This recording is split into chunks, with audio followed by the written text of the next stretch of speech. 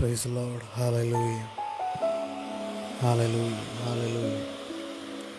ദൈവത്തിൻ്റെ പരിശുദ്ധ നാമം ഇന്ന് ഈ പ്രഭാതത്തിൽ വീണ്ടും വാഴ്ത്തപ്പെടുമാറാകട്ടെ. വീണ്ടും ഒരു പ്രാവശ്യം കൂടെ കർത്തൃസന്നിധിയിലേക്ക് നമുക്ക് വേദവചന ധ്യാനമായിട്ട് വരുവാൻ വലിയവനായ ദൈവം ഒരുക്കി തന്ന വലിയ ഭാഗ്യത്തെ ഓർത്ത് ദൈവത്തെ സ്തുതിക്കുന്നു. ഇന്ന് പകൽക്കാലം വീണ്ടും സങ്കീർത്തന പുസ്തകങ്ങൾ ധ്യാനിപ്പാൻ അനുഗ്രഹം പ്രാപിപ്പാനൊക്കെയും ദൈവം നമുക്ക് അവസരമൊരുക്കിയല്ലോ. കഴിഞ്ഞ ദിനങ്ങളിൽ നാം 23-ാം സങ്കീർത്തനമാണ് ധ്യാനിച്ചുകൊണ്ടിരുന്നത്. വളരെ അനുഗ്രഹിക്കപ്പെട്ട ഒരു സങ്കീർത്തനമായിരുന്നു അത്. ഇന്ന് പകൽക്കാലം നാം ധ്യാനിക്കുവാനായി പോകുന്നത് 24-ാം സങ്കീർത്തനമാണ്. വളരെ അനുഗ്രഹിക്കപ്പെട്ടതും വളരെ ആത്മീക അർത്ഥങ്ങൾ നിറഞ്ഞതുമായ ഒരനുഗ്രഹീത സങ്കീർത്തനമാണ് 24-ാം സങ്കീർത്തനം. പിന്നെ തലക്കെട്ടിൽ ഇങ്ങനെ പറയുന്നു, ദാവീദിൻ്റെ ഒരു സങ്കീർത്തനം. ഈ സങ്കീർത്തനത്തിൻ്റെ പശ്ചാത്തലത്തെക്കുറിച്ച് വേദപഠിതാക്കൾ ഇങ്ങനെ പറയുന്നു: യഹോവയുടെ പെട്ടകം ദാവീദിൻ്റെ നഗരത്തിലേക്ക് കൊണ്ടുവന്നപ്പോൾ അത് കണ്ട് ദാവീദ് രചിച്ച ആ ഒരു ചിത്രം മനസ്സിൽ കണ്ട് ദാവീദ് രചിച്ച ഒരു സങ്കീർത്തനമാണിതെന്ന് വേദപഠിതാക്കൾ പറയുന്നുണ്ട്. ഇന്ന് നാം ധ്യാനിക്കാനായി എടുത്തിരിക്കുന്ന 1 മുതൽ അതിൻ്റെ 5 വരെയുള്ള വാക്യങ്ങളാണ്. ഇങ്ങനെ വായിക്കുന്നു: ഭൂമിയും അതിൻ്റെ പൂർണ്ണതയും ഭൂതലവും അതിൻ്റെ നിവാസികളുമേ യഹോവയ്ക്കുള്ളതാകുന്നു. സമുദ്രങ്ങളുടെ മേൽ അവൻ അതിനെ സ്ഥാപിച്ചു, നദികളുടെ മേൽ അവൻ അതിനെ ഉറപ്പിച്ചു. യഹോവയുടെ പർവ്വതത്തിൽ ആർ കയറും? അവൻ്റെ വിശുദ്ധ സ്ഥലത്ത് ആർ നിൽക്കും? വെടിപ്പുള്ള കൈയും നിർമ്മല ഹൃദയമുള്ളവൻ, വ്യാജത്തിന് മനസ്സ് വയ്ക്കാതെയും കള്ളസത്യം ചെയ്യാതെയും ഇരിക്കുന്നവൻ. അവൻ യഹോവയുടെ അനുഗ്രഹവും തൻ്റെ രക്ഷയുടെ ദൈവത്തോട് നീതിയും പ്രാപിക്കും.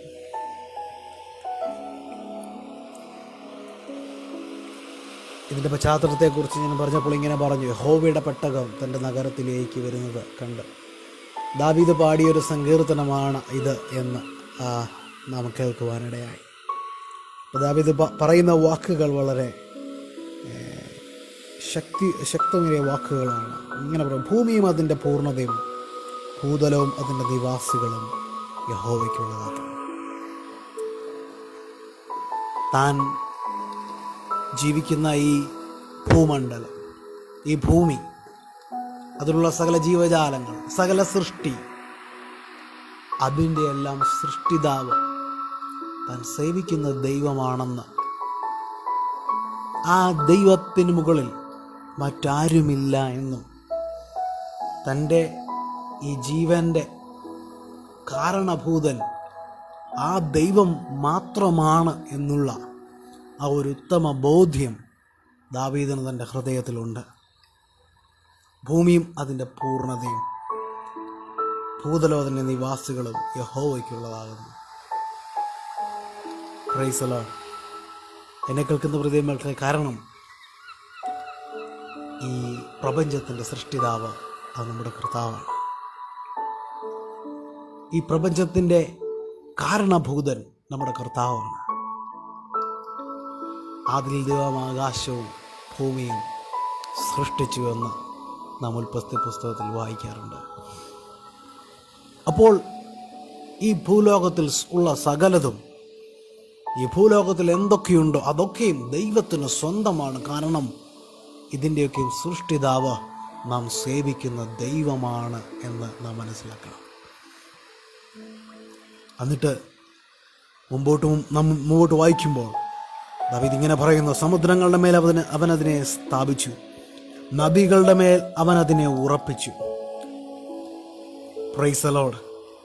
ഭൂമിയും അതിലുള്ള സൃഷ്ടികളെയും അതിൽ താൻ സൃഷ്ടിച്ച ജീവജാലങ്ങളെയും സകലത്തിനെയും ദൈവം ഇവിടെ സ്ഥാപിക്കുവാനിടയായി, അവരതിനെ ഉറപ്പിക്കുവാനിടയായി.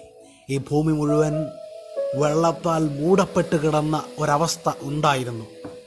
എന്നാൽ ഹല്ലേലൂയ, വെള്ളത്തിന് ഒരു സ്ഥലവും കരയിൽ തൻ്റെ സൃഷ്ടികൾക്ക്, തൻ്റെ ജീവജാലങ്ങൾക്ക് വസിക്കുവാൻ വെള്ളത്തെയും കരയും തമ്മിൽ ദൈവം വേർതിരിക്കുവാനിടയായി. അതിൻ്റെ മുകളിൽ ദൈവം അത് സ്ഥാപിക്കുവാനിടയായി, തൻ്റെ സൃഷ്ടികളെ അവിടെ ആക്കുവാനിടയായി, അവർക്ക് ആവശ്യമുള്ളതൊക്കെയും ദൈവം നൽകുവാനിടയായി. Price the Lord. എന്നെ കേൾക്കുന്നവരെ, ദൈവമക്കളെ, ആ മഹാദൈവത്തിൻ്റെ മക്കളാണ് നാം.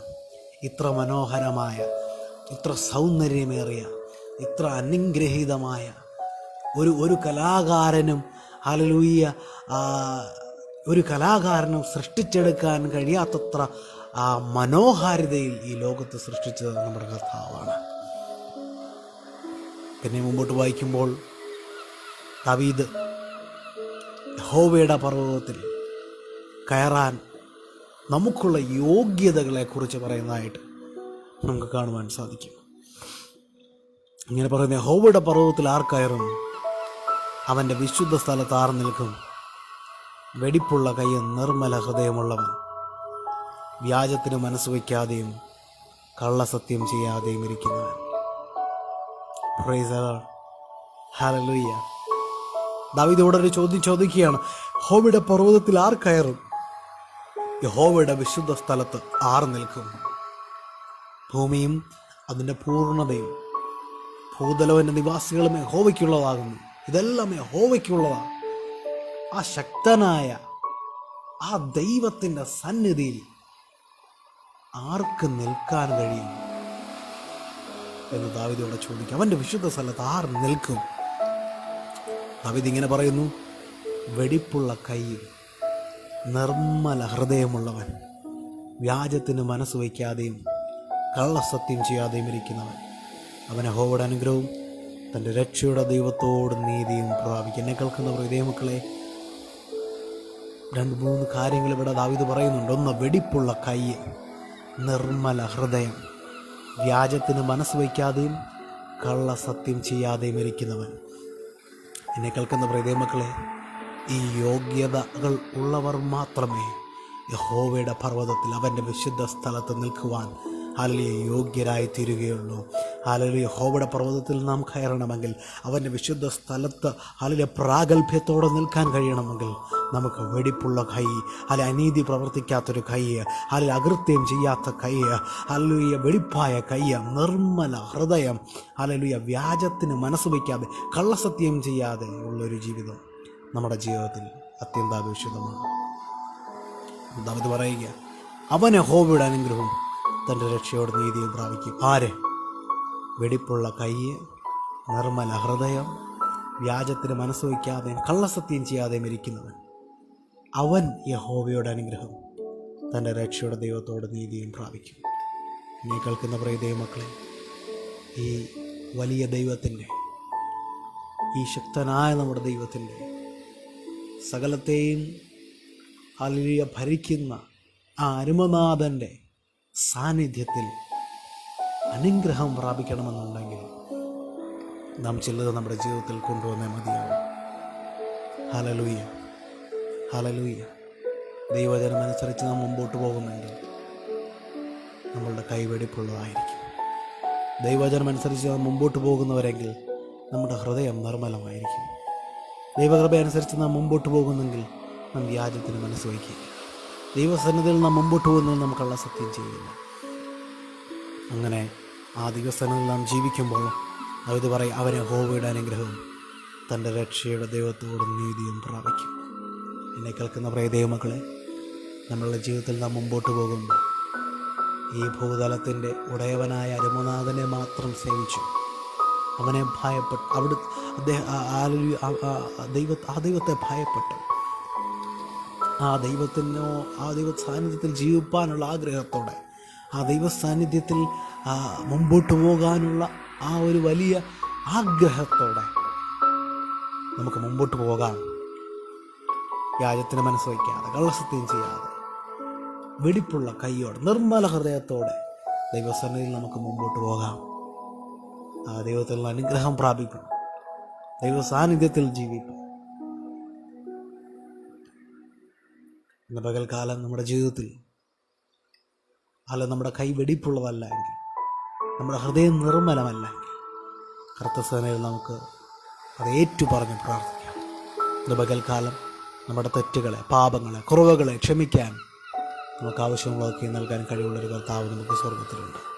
അങ്ങനെയെങ്കിൽ ഇന്ന് പകൽക്കാലം നമുക്ക് ആ കർത്തൃപാദപീഠത്തിൽ നമ്മെ തന്നെ ഒന്ന് സമർപ്പിക്കാം. കർത്താവേ, അടിയുടെ പാപങ്ങളെ ക്ഷമിക്കണമേ. എൻ്റെ വെടിപ്പില്ലാത്ത കൈ അങ്ങയുടെ ചോരയാലൊന്ന് കഴുകി ശുദ്ധീകരിക്കുമാറാകണം. നമുക്ക് കർത്താവിനോട് പ്രാർത്ഥിക്കാം. അങ്ങനെ ദൈവഭയത്തിൽ, ദൈവകൃപയിൽ, ദൈവസന്നിധിയിൽ മുമ്പോട്ട് പോകുവാൻ ദൈവം നമ്മളെ സഹായിക്കട്ടെ എന്ന് പ്രാർത്ഥിച്ചുകൊണ്ട് ഈ ദൈവജന ധ്യാനത്തിൽ ഞാൻ ഉപസംഹരിക്കുന്നു. ഈ വചനങ്ങളാൽ ദൈവം നമ്മളെ ധാരാളമായി അനുഗ്രഹിക്കുമാറാകട്ടെ.